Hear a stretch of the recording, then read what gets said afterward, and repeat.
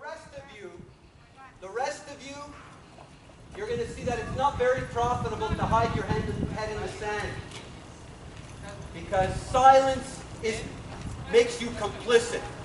You know what Roxana's been saying is that she has a good working relationship with Alberta Health Services. So I cannot wait to FOI the details. I cannot wait to do an FOI for the details of that relationship.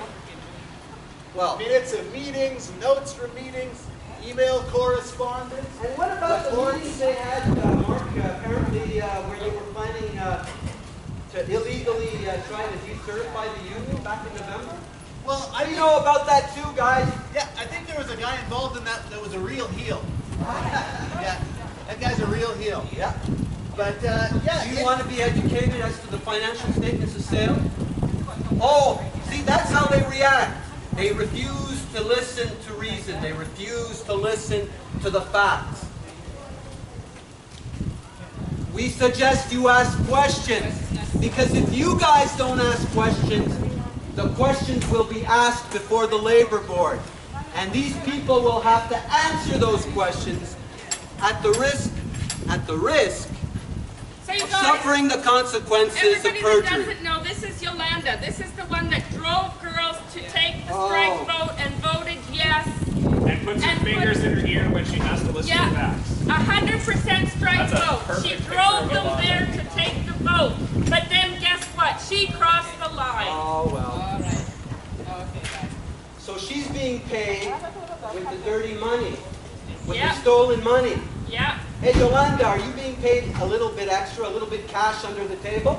We're going to find out. You know why, Yolanda? Because we're going to be subpoenaing your bank statements. We're going to be subpoenaing your phone statements. We're going to call you and force you to testify, Yolanda. Oh, I trespassed. I'm sorry. Thanks for voting yes to strike, Yolanda. Yeah. Yolanda voted yes to strike. For these people. Yeah, you know what, Yolanda? Plug your ears. We know you can still hear it. For these folks, this appropriation of taxpayer money is okay, but stepping one's toe on private property, that's an egregious violation. You know, it's too bad that they have you working alone. It must be racing. Yeah. We're going to try to make it so that you have a lot of friends here. So that your company makes a lot of money. We want your company to make a lot of money, because you should probably tell your bosses that according to the financial statements that we have now, they have a good profit every year. They can afford to pay more for security. Oh, Yolanda's coming back out. Come on out, Yolanda. Yolanda, You know? you're dumb. Come out and Is talk this to these being girls. paid? Dumb. What's the name of your security company? You got no qualification, that's why you're stuck in there. Mr. Sir, at Securitas, we suggest you increase the rates for sale, because it turns out that while they've probably been telling you that they're very poor, in fact, they have budgeted $35,000 to $40,000 profit, which they don't want to pay their workers. So I suggest you milk the cow as much as you can, and we'll do our part to make sure that you can justify having more than one guard here. I promise. Furthermore, give this man a raise. And give this man a raise. Give this man a raise. He is probably the most civilized, polite person in this whole facility right now. But he's really tough when he needs to be. Oh yes, no, he's tough. And get him a co-worker out We here. like We don't him. want him working alone. We want him to be paid more, and we want you to hire more guards to place here. Because I think they can afford it. Sale can afford it. Look at the Sale afford it. Oh yeah, they can. But can they afford to pay you? They can if they want to. Oh, but what do they say? But do They say they? they can't pay. Then What you'd will rather. happen? What will happen if they pay you what you're worth? What do they say? They say that they're going to go bankrupt. Oh, they're going to go bankrupt. They're going to lose their If they pay 100,000. their workers. Yeah. Mike, Wow. get paid in cash. They say they're going bankrupt. Don't take any checks. That's only in the Bizarro Superman universe, where 2 plus Cash 2, on the barrel. 2 plus 2 equals 0. Yeah. In their universe, 2 plus 2 equals 0. In their universe, a $35,000 profit is actually a $35,000 deficit.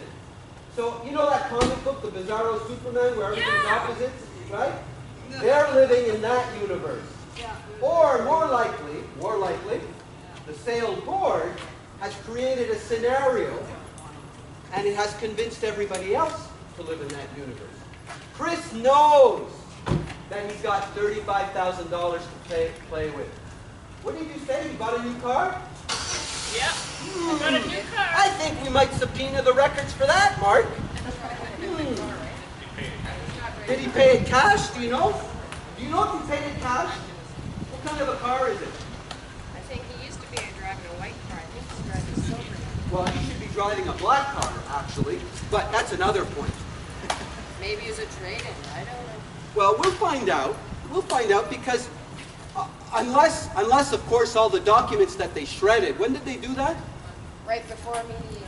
Yeah. Right before the mediation. Here, I can find it for you. Right before they shredded their papers right before the mediation. Maybe because they don't want us to find out how much money they've been misappropriating.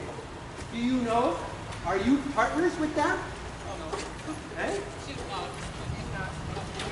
She wants this to be done, so tell the sale to make it done. Ask the right questions. Ask the right questions. Because if you don't ask the right questions, I guarantee you that we will be asking those questions in a judicial context. That's it. I don't know about the picket line, but I can tell you that from the point of view of proceedings and judicial proceedings, we are no longer playing with kid That's the law. other truck. Okay. I thought they were here for the financial statements. Oh, maybe, They have. maybe they confused auditors with shredders. Maybe that's where the $250 a month is going. So maybe you guys are here to pick up the phone bills? No. Phone bills? No? Throw out the evidence. Call the junk people.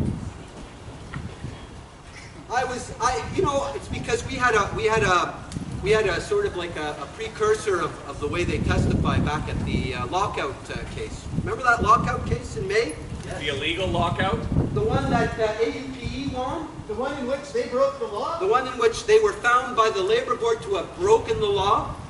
The one in which Roxanne basically took an oath, testified, and was completely disbelieved by the labor board? That's correct. Right. She made a very credible witness in front of the labor board, didn't she? She was incredible. She was incredible. Incredible, yeah. Well, she's going to have a second kick at the can. Well, and it's not like she's got some reporter that's going to be a softie with her. Oh, no. No. This is much. No. This is much, much different.